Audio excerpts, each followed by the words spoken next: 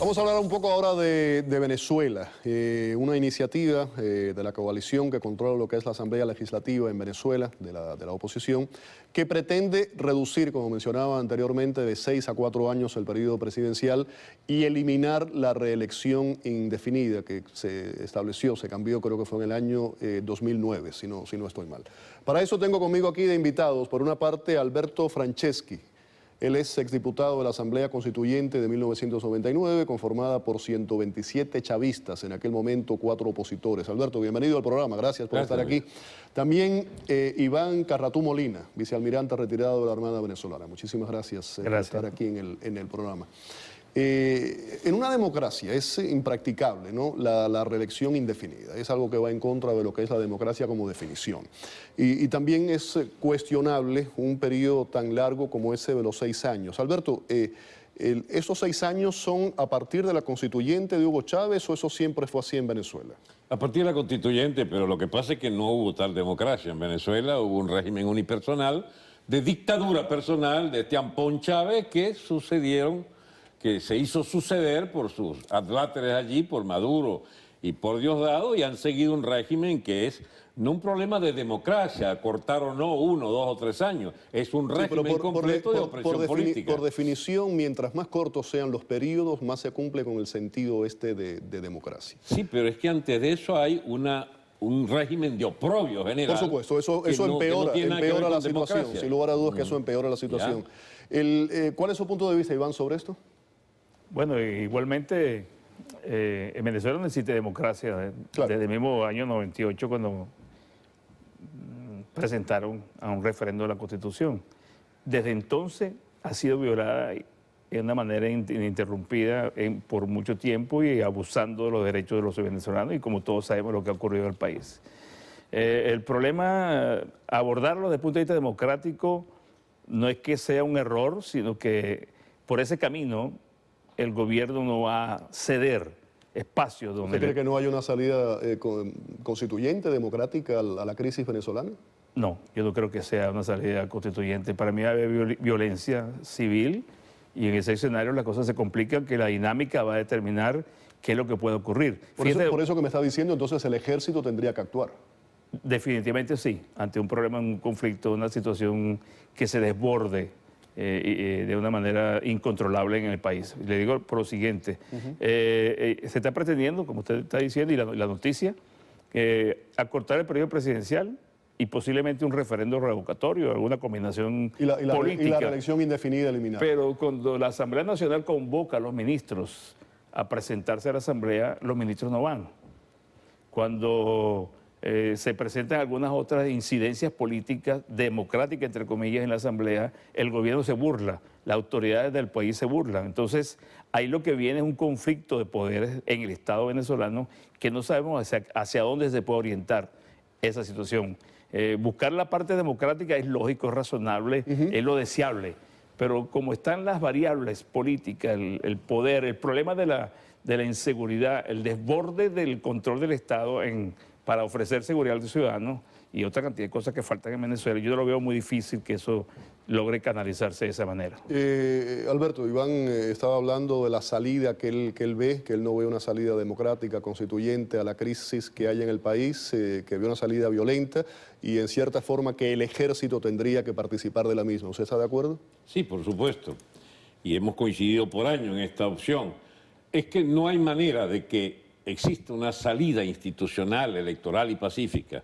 El país se le ha sometido a un corsé, a una camisa de fuerza de un sistema económico, político y social absolutamente contrario a la historia nacional, incluyendo pues los 40 años de democracia representativa que tuvimos, y estamos entonces frente a un gobierno de abusadores, una élite política de ladrones, porque todos son ricos, todos estos magnates del poder rojo venezolano le ha entregado la soberanía venezolana a la tiranía castrista y vemos entonces que se han montado en un esquema económico de ruina general de la empresa. En Venezuela hay una escasez profunda porque ellos creen que los empresarios pueden trabajar a pérdida, han liquidado 2/3 de la industria, 9/10 partes de las haciendas productivas cerraron sus puertas de las las, ¿cómo se llama? También de las fincas productoras de cualquier tipo de animales. Entonces tenemos una situación de acabose económico, una escasez extraordinaria, y las divisas se las robaron masivamente. El solo año, denunciado por la presidenta del Banco Central y por el exministro de Economía, se robaron 27.500 millones de dólares, por lo cual hay escasez total de divisa el año 2015, y no se hicieron todas las importaciones, porque el modelo chavista ha terminado por hacer de Venezuela dependiente. Ahora, el 70% de las importaciones de alimentos. Preguntarle algo a los dos porque quiero entender eso bien. Los dos están de acuerdo en que lo que viene es una salida, vamos a poner por las armas, violenta, Sí, porque está todo no trabado, institucional, todo. como usted me estaba diciendo. Entonces, esta propuesta, estas iniciativas, lo que está haciendo la Asamblea es perder el tiempo. Es inútil, completamente inútil. Eso es unas poses democratistas allí no le puedo decir que son agentes del gobierno, pues son ilusos completamente. Tienen 10 años en realidad, tratando de llegar para esto, para echar discursos en esa asamblea, para creer que puede el gobierno ceder. Eso salen a piedra, plomo y candela, mi amigo, no hay otra manera. Y ahora que hay mayoría de la oposición, ¿no cree que a lo mejor se debe esperar, tratar a ver qué ocurre? Pues sí, estamos esperando que lo traten, pero esos son unos soberbios déspotas, chicos, eso no van a ceder. Ellos dijeron que no hay manera que lo saquen sino por la violencia. Ellos saben incluso que y como la oposición es pacifista a ultranza, electorera, bueno, entonces aspirarán que ahora lleguemos a fin de año con unas elecciones prometidas a gobernadores y esperando incluso que pueda ser aprobado eso y que lo acepte el gobierno. Significa esperar un año, significa que en Venezuela empezarían a morir en las calles la gente de hambre. Y además del hampa desbordada, etcétera, etcétera. Es que estamos ante un problema humanitario serio. El que crea que todavía puede aguantarse un año Venezuela bajo este régimen, o está loco, o es un ingenuo, o está harto. Y entonces puede en su hartura esperar y esperar. Pero 9/10 parte de la población no tiene ese ¿qué juego. piensa? ¿Descarta por completo estas propuestas democráticas que está planteando esta nueva asamblea? Las propuestas democráticas son bienvenidas porque toda persona busca la paz, la salida de las crisis políticas de una manera pacífica y moderna, pues racional. Sí. Pero las evidencias, fíjate lo siguiente. Cuando el presidente de la Asamblea Nacional desaloja las fotos y los símbolos del presidente fallecido, automáticamente reúnen a todas las guarniciones militares y comienzan a contraponer la acción del presidente de la Asamblea con los mandos militares. O sea, y hay una situación de crisis en escalada donde el sector militar pretende desconocer la autoridad de la Asamblea, o por lo menos lo inducen a que desconozca la autoridad de la Asamblea Nacional. Pueden tener una visión democrática estos oficiales, estos profesionales, pero al final se impone la dirección del gobierno central, los poderes del Estado. Por otra parte, en el tiempo que tiene la Asamblea, que es relativamente corto, el gobierno lo que ha hecho es obstaculizar la acción de la Asamblea Nacional. No de una manera violenta y abierta, pero sí en manejos pseudopolíticos o casi políticos para cortar la línea de acción estratégica que puedan tener. Lo cierto es que, como dice Alberto, el hambre, el estómago vacío, la inseguridad, los asesinatos a diario en Caracas y en todas las ciudades importantes del país, la escasez de alimentos, la escasez de insumos clínicos, lleva a la sociedad a un momento de desespero. Y la sociedad venezolana ha sido demasiado paciente, ha sido demasiado esperando, pero ya llega un momento en que no hay salida, no hay respuesta al problema. Aquí y no es que, déjame terminar esta partecita. Y no es que los militares van a salir a dar un golpe militar, porque eso no está planteado. Esa es la pregunta que le quería hacer. Ni es posible que de las guarniciones se produzca un cuartelazo militar que tome el poder. La intervención militar se va a producir en el momento que se produzca esta violencia, el gobierno no tenga recursos pacíficos para manejar las turbas. ¿A quién responde el ejército hoy día? No le responde al gobierno. ¿No? ¿No ha habido a través de todos estos años una depuración hecha por las filas chavistas en ese ejército? Sí, y inclusive un adoctrinamiento por cubanos al principio, ¿no? Pero el problema de la situación del país, la escasez, la calidad de vida, afecta a los militares también, a su familia, a todo el mundo y a todos los ciudadanos venezolanos. Entonces, ese malestar que se siente en el ciudadano se traslada a los cuarteles también. Y los abusos de autoridad y los problemas de acusaciones de narcotráfico de los jefes militares, de robo, corrupción desenfrenada y una cantidad de situaciones que el mismo oficial, porque mantengo contacto con algunos militares activos en Venezuela, y me dicen que es inaguantable lo que está ocurriendo y que en algún momento se va a producir una ruptura social que ellos van a tener que intervenir para mantener la paz social y la propiedad, porque ya no hay comida en los centros de abastecimiento de comida. La comida la van a buscar en las casas, en las residencias, porque hay hambre. Y eso es gravísimo en una sociedad acorralada y sin rutas de evacuación pacífica para el problema que tienen en Venezuela. Es delicado, muy delicado. A ver, Alberto, usted, como mencionaba yo al principio del programa, es exdiputado de la Constituyente del 99, ¿no? Fue aprobada por, como yo decía, 127 chavistas, 4 opositores, incluido usted.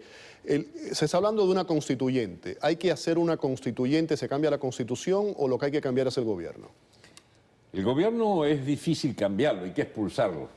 O sea, la cosa es que este lenguaje que uno emplea no tiene nada que ver con estas fórmulas perfumadas con las que se tratan los problemas de Venezuela. Venezuela llegó a una situación de explosión social y la única opción que tenemos delante es verla de un solo mamonazo toda o verla por cuotas. De todas maneras, en uno u otro caso... Si me permite, mi pregunta es, entiendo su punto, si esa explosión de la que ustedes están hablando no ocurre, ¿a dónde vamos? Vamos a una especie de, digamos, como le decía, de explosiones por cuota.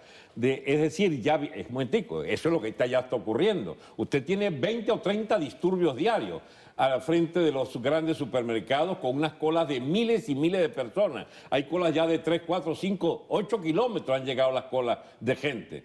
Y no llegan, llegan por fin cuando le toca y ya no hay que comprar. En esa situación se va acumulando una explosividad tal que lo que va a generar es una situación de vacío de poder. El gobierno no gobierna, en realidad decreta lo que le da la gana y nadie le para, porque es un país a la deriva, es un país, digamos, sencillamente donde no hay norte de absolutamente nada. Una casta robando lo que se queda, raspando la olla, y un país ya obstinado, además, con las gravísimas consecuencias de la falta de medicamentos que desarrollan epidemias.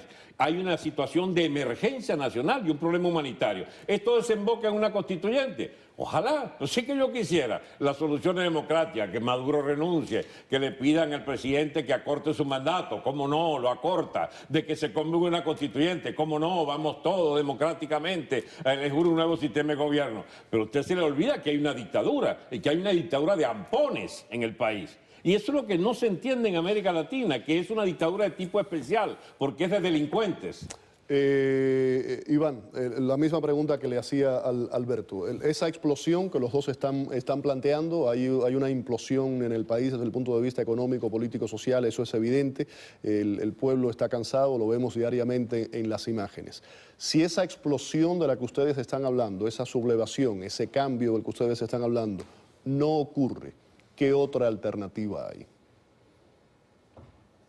Si la implosión no ocurre como pensamos de acuerdo a las variables que se están jugando en el país, claro, visto a la distancia, ¿no?